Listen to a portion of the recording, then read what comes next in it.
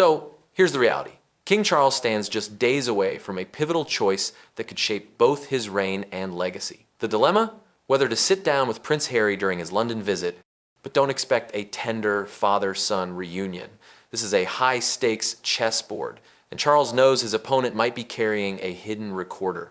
The suspicion that Harry has documented royal exchanges has lingered for years, but it's resurfaced with intensity. From palace corridors to international whispers, senior royals now treat every interaction with Harry as a potential ambush. And Charles isn't dodging calls out of coldness, he's shielding himself. One misstep could be weaponized into scandal. A simple hug could morph into headlines, and a poorly calculated moment could fuel Harry and Meghan's next Netflix episode. To be fair, Harry hasn't helped his case. Last time, he jetted in for a mere 12-minute meeting at Clarence's house, blindsiding his father's schedule. The encounter was stiff, awkward, and left aides scrambling with spin control. Since then, Charles has reportedly set firm boundaries. No private talks, no unsupervised exchanges. But even if a meeting were greenlit, another complication looms. Would Harry accept a security sweep before entering? That's the circulating question among aides, who envision pat-downs and detectors, palace security on overdrive. The fear isn't paranoia. Capturing audio is a very real concern.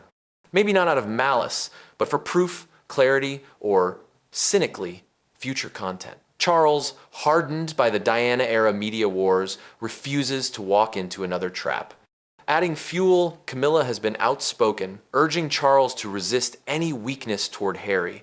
She warns that even a sliver of goodwill could be exploited, with Meghan stretching an inch into a mile. With Netflix circling like it's scripting the final Crown season, the stakes are massive. At the heart of this crisis lies trust, or more accurately, its total collapse. Harry hasn't apologized, retracted his racism claims, or softened his accusations against Camilla, Catherine, or William. So, when Charles now sees his son, he doesn't just see family. He sees liability, the kind that could shatter the monarchy's fragile image. And let's be honest, Harry and Meghan's survival strategy depends on one thing: keeping themselves in the spotlight. There's chatter, serious chatter, that this entire push for a meeting might have nothing to do with reconciliation. It could simply be optics, a publicity stunt, a strategic PR maneuver designed to spark headlines, keep the Netflix contract afloat, and generate sympathy. Because here's the harsh reality. Harry and Meghan are reportedly skating on thin ice in Hollywood. Their influence has waned, the press is cooling off, their big Spotify payday is already behind them. So, what remains? Royal adjacency just being mentioned alongside the king? Enough buzz to keep money trickling in and cameras interested. And what better way to spark that buzz than to leak talk of a meeting, whether real or fabricated? Charles has played this game before, not with Harry, but with Diana. The manipulation, the press frenzy, the emotional leverage, none of it is unfamiliar to him. He's witnessed how such games unfold. And this time, he's proceeding with extreme caution. That's why whispers suggest a rigid protocol if any meeting happens. No private chats, no sentimental moments, just stark formality, a secretary present, perhaps even a documented record afterward. This isn't family anymore, it's calculation. What's fueling the tension goes far beyond father versus son. It's a larger war for narrative dominance. Harry and Meghan are reportedly battling to stay relevant. Their Netflix deal is said to be shaky, their media footprint shrinking. So what's the convenient fix? Reconnect with the royals, the very institution they once abandoned. Create just enough drama to remain in the spotlight without revealing anything fresh. And then comes the Diana factor. Rumors are intensifying about a new Netflix-funded production focused on Princess Diana and not as a soft glow tribute. We're talking about a dramatization leaning into conspiracy theories, mysteries about her death, speculation over who wanted her silenced, and what the palace may or may not have known. Insiders claim Harry is weighing being the face of it. The concept, pitched as the ultimate card, could represent his final shot at cementing a lasting media career. And who else could be pulled in? His uncle, Earl Spencer. Yes, the same man who stood at Diana's funeral and openly condemned the monarchy before the world. If greenlit, this project wouldn't just be remembrance. It would be a nuclear strike. The type of documentary that reopens decades-old wounds and rewrites history through Harry's perspective. For Charles and William, that's more than upsetting, it's dangerous. William especially has always been fiercely protective of his mother's memory. He refuses to see it exploited for profit.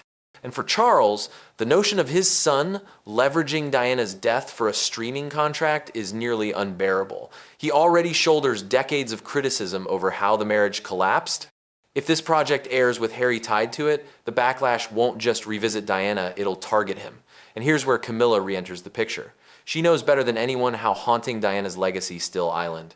For decades, she was cast as the villain in Diana's tale, the other woman, the usurper. She fought her way out of that storyline with calculated public positioning and unwavering loyalty to Charles. But a single Diana documentary, one heartfelt retelling with Harry's voice driving it, and all of that ground could vanish. And let's not ignore the deeper suspicion that Harry isn't simply after healing or answers, but leverage that this Diana project might be wielded to corner the royals. Meet me or I detonate. That's the quiet fear. With emergency talks rumored to be unfolding in Montecito, this isn't gossip, it's strategy. Harry and Meghan need momentum, and Charles is in their crosshairs. Now, the royal machine faces an impossible choice. If they dismiss Harry, they risk escalation. If they sit down with him, they hand him clips, remarks, even gestures to manipulate. Each path carries a penalty. Every tactic could misfire, and time is running thin. The palace has learned to study media like campaign maps. Every headline, every planted leak, every photo opportunity, it's all part of the battlefield. That's why, internally, royal advisors push Charles to remain mute. No responses, no validation, no fuel given to speculation. Even denying a meeting feeds oxygen to the fire, and Harry's team thrives on oxygen. But Harry's pressure isn't only about the monarchy. It's about Hollywood. His relevance there is slipping. The industry that once embraced the Sussexes with open arms is quietly moving past them. Their Spotify contract collapsed. Their endorsements barely register. Even sympathetic insiders sense they're running out of narratives. That's why the royals remain his most valuable currency, whether he admits it or not. The threat of Harry recording Charles isn't fantasy, it's a real hazard. Senior courtiers believe any unmonitored exchange could be reframed and deployed. It isn't paranoia, it's protocol. That's why whispers of extreme precautions circulate. No devices, no private corners, maybe even sweeping rooms beforehand. Because Charles isn't only guarding the monarchy, he's guarding himself. William's position is harsher. He reportedly refuses to share space with Harry without oversight. That isn't coldness, it's protection. The accusations, especially around race, still linger unresolved. No apology, no clarity, just silence. And in silence, resentment festers. William fears every word could be distorted, reshaped, or clipped into a headline grenade. And Camilla? She's no longer just a loyal consort. She's a bulwark. She endured the worst of public scorn, survived it, and won't allow Harry to drag her reputation through the mud again. Her sway over Charles is stronger than ever, reportedly one of the chief reasons he hasn't given in to the emotional tug of a father-son meeting. She recognizes the playbook, she knows the stakes. But Harry's moves aren't just calculated, they're frantic. Sources close to Montecito suggest the Netflix arrangement could depend on what he delivers next. And what stronger card exists than Diana? She's eternal.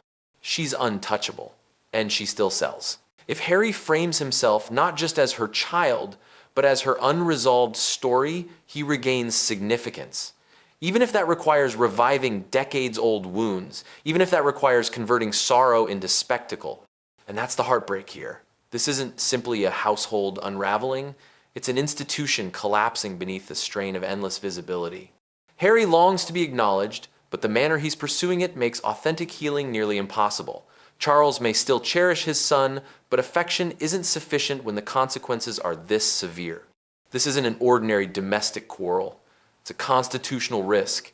At this stage, even if a sit-down does occur, it won't be genuine. It'll be performance. A posed handshake for the press.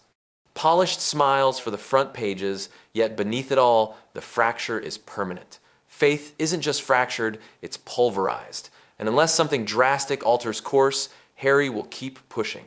The monarchy will keep deflecting, and the loop will drag on. Because ultimately, the deepest tragedy isn't that Charles refuses to meet his son, it's that he's unable. Not securely, not openly, not without fearing the next conversation could become tomorrow's headline, and in an era where silence